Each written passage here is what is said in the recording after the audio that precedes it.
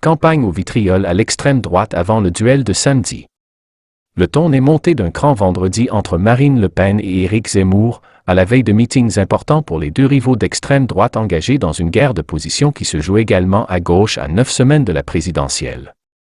Au-delà des petites phrases au vitriol et accusations de débauchage ou d'entretenir des liaisons dangereuses avec des groupuscules néo-nazis, l'enjeu est de taille pour les porte-étendards de l'extrême droite au moment où elle totalise, selon les sondages d'intention de vote, plus d'un tiers de l'électorat.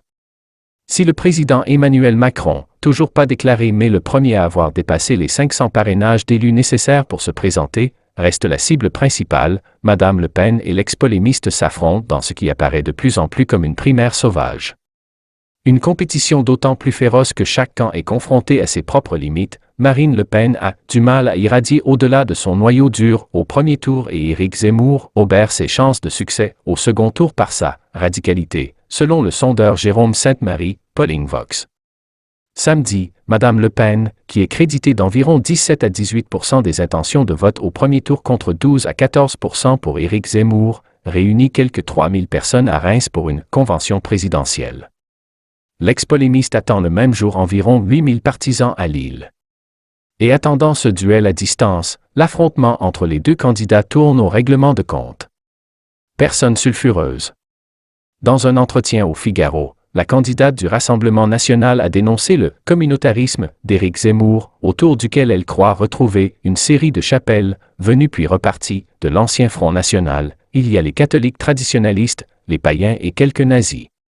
S'exprimant sur CNews vendredi, le président du RN Jordan Bardella a relevé que Madame Le Pen s'était attachée ces dernières années à écarter des personnes sulfureuses qu'on retrouve aujourd'hui autour, dans les meetings ou l'équipe de campagne d'Éric Zemmour. Réponse immédiate dans le camp Zemmour, Gilbert Collard, qui a fait défection du RN, a jugé sur RTL « extraordinaire de voir que Marine Le Pen utilise contre le mouvement Reconquête. Une insulte du type que le Rassemblement national a subi pendant des années. » L'eurodéputé a encore ironisé sur le fait que Madame Le Pen va finir présidente de SOS Racisme. Alors que son mouvement est suspecté d'attirer une ribambelle d'extrémistes dont le Parti de la France, fondé par d'anciens frontistes en 2009, M. Zemmour, qui a été condamné pour provocation à la haine raciale, s'en est défendu cette semaine disant ne pas fréquenter ces gens-là.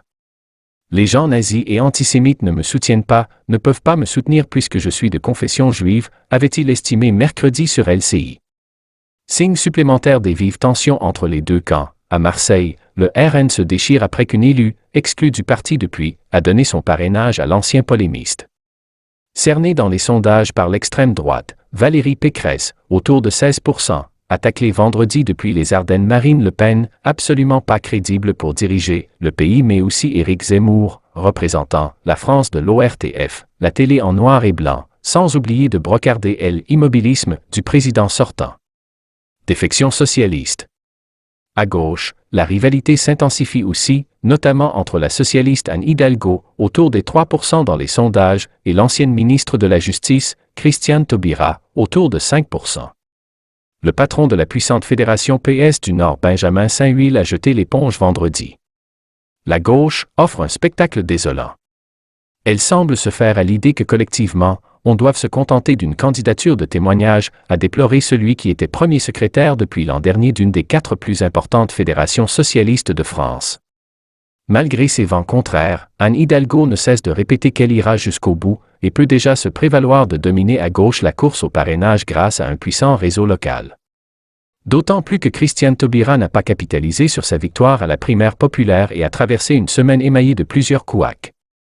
Pendant ce temps, le leader de la France insoumise Jean-Luc Mélenchon s'est rendu au Mans pour y commémorer la Journée nationale des mémoires de la traite et de l'esclavage. Il a appelé à la résistance morale et à la contre-offensive face